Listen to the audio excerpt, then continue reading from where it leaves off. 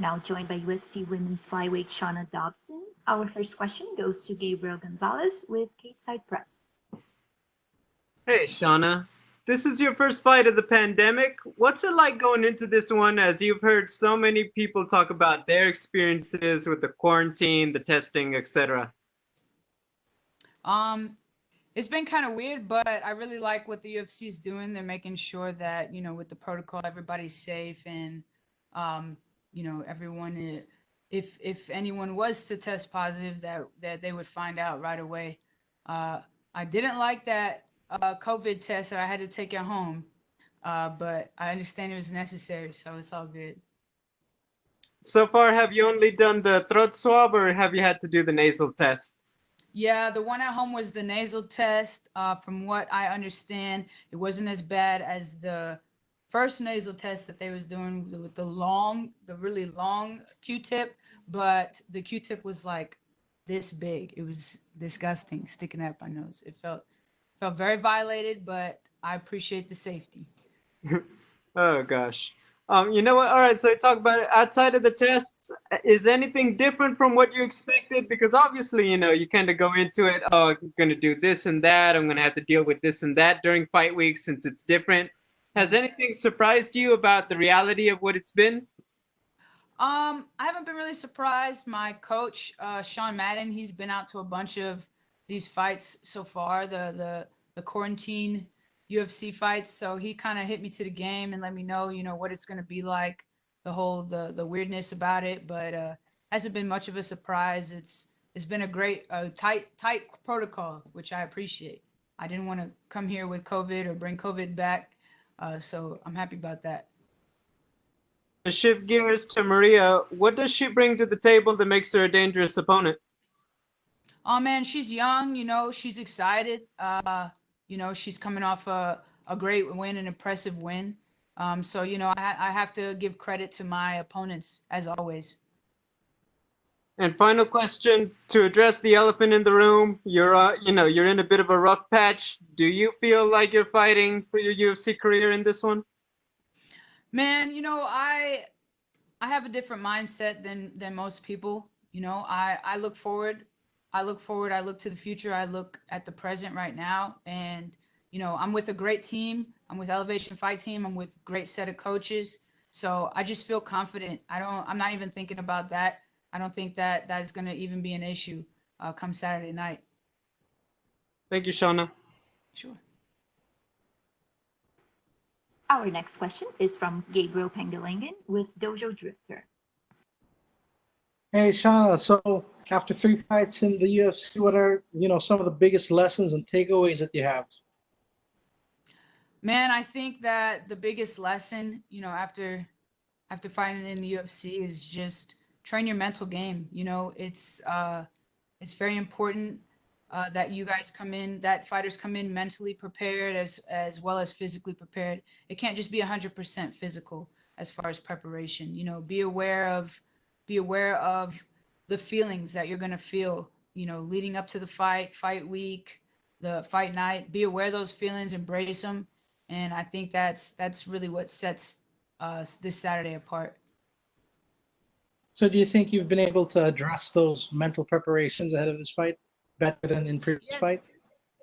sorry. Yeah, definitely. I've been working with my coaches a lot. I'm doing my master's program right now to be a counselor. So, I strongly believe that your mind is, it's very powerful and it's a muscle that needs to be worked just like our bodies. So yeah, we've been working that a lot. So tell me about that masters. How long has that been going on, and what is the end goal there? Man, too long. It's been a couple of years, but I've finished in November, and I would like to work with professional athletes.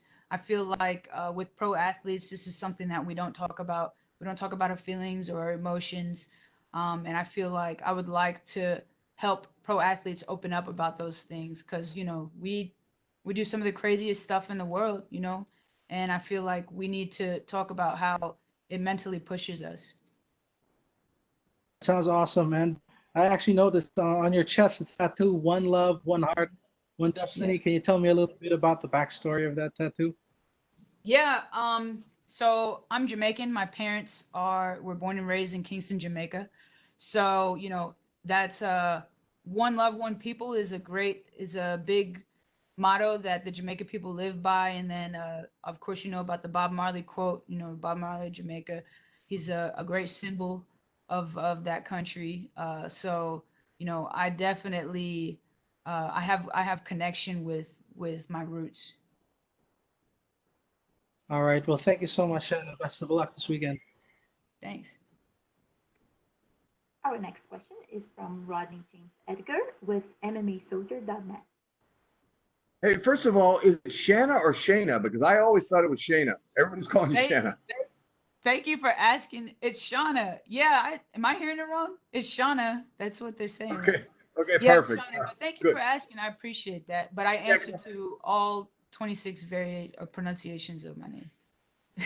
and it's really not even that difficult to think about. So first of all, congratulations on the Masters. I actually am. I'm just finishing mine up right now in journalism, so I know it is a tough journey. It's one of the toughest things I've ever done in my life. So hang in there, and let us know how that turns out.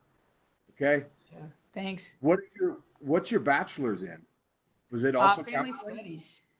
Okay, so that's a Yeah. smooth transition into that. Yeah. Um, you talked about, you really piqued my interest earlier when you were talking about the mental aspect of preparation. Because if you look at the best of the best fighters like John Jones, GSP, they are very, very big proponents of that mental preparation. Mhm. And I know, from experience that a fight camp is very, very stressful. And Mhm. adding a global pandemic on top of that is just so much worse. Can you just talk a little bit about that? How the added stressors make it harder? Yeah, I feel like with the pandemic and whatnot, it really threw a curveball and for a lot of fighters. We didn't have access to our gyms, to our coaches, to our training partners. But I think that just staying calm and planning really helped. Plan with what we did was we planned with our teammates, like where we're going to train, when are we going to train, how many people, how are we going to make sure that we're safe about it. And I think our sport is so resilient. We've just made adjustments. Great. You earlier you mentioned Bob Marley and you said something about a Bob Marley quote, but you never actually told us the quote. So do you have a good inspirational Bob Marley quote you'd like to share? I know there's many of them. I don't remember the exact words, but I remember like an interview that he did where he was talking about what to him what is wealth to him and what are riches. And Hmm. he was saying like not materialistic things, like he's saying like people that you have, like great people around you and having great energy and accomplishments. That's being wealthy. Like that's having riches. That's what he considered riches. So yeah, I really vibe with that. Absolutely. I love that. I subscribe to that philosophy as well. Last thing, just bonus question. You said your family's from Kingston. Um, I've been in Jamaica, lovely place. Have you ever tried any of that fantastic Guinness that they only make in Jamaica? Fantastic. What? Guinness. You know they have a Guinness brewery in Really? Jamaica. It's the only one outside of Ireland, as far as I know, and Oh you can only wow. get it in Jamaica. Oh, I'm gonna have to hit that up. I plan on going back to Jamaica within the next couple years, after COVID slows down. So yeah, I love me a good beer, so I'm gonna have to hit that up. All right. Thanks so much. And hey, we look forward to your fight. I know it's going to be a great one. So best of luck to you. Thank you. Thank you guys. Our last question is from Gavin Porter with UFC.com. That's me. So Oh, I just wanted to ask, why is this going to be the best version of you that we've seen so far? We've seen the tough version, and then we saw the last two fights. Why is this version on Saturday going to be the best option we've seen? I think I gotta give credit to the training that I've put in, and where I've been for the last 6 months. I feel like my team has spoken for, the results have spoken for itself. And just, the people that I surround myself with, the level of competition that I'm training with, my training partners, it's stacked in there every Tuesday, every Friday when we're in there getting it, and we're pushing each other and we're sparring hard. you know, I've already seen. There's nothing that I haven't seen yet. You know what I mean? I've already been. Feel fully prepared. Yeah, and when you think about this fight on Saturday and you envision it, what does it look like for you? What do you envision your style matching up with her style? What's it look I think it's gonna be fun. I feel like Mariah, you know, she's a great striker. She's a great all around fighter, and I feel like, you know, I have that experience, and I have, you know, I've been in there for wars. I've been in there for technical matches. You know what I mean? So I feel like, and no matter where the fight goes, you know, we're both gonna be prepared to put on a great show for the audience. And what does a statement win for you look like to get that finally that UFC dub that you want so bad? What does a statement win look like for you? Man, you know, I know I have power, so, you know, obviously everyone says they're going out there looking for a knockout. I know I have power. I believe that knockouts shouldn't be forced; they're not forced. So whatever happens, happens. But you know, I know we're gonna be victorious. Perfect. Thank you. We're good, Shana. Much. All right. I can go to the shuttle now. Thank you. Now you can. Oh, I,